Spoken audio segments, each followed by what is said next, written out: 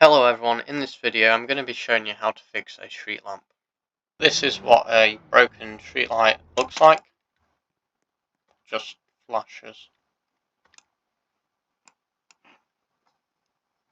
I don't know if they'll be completely turned off, some of the street lights, but if you want to use this truck thing, bucket truck, to fix it, this is how you do it. You put your truck up, I guess, take out the old bulb, put in a new one,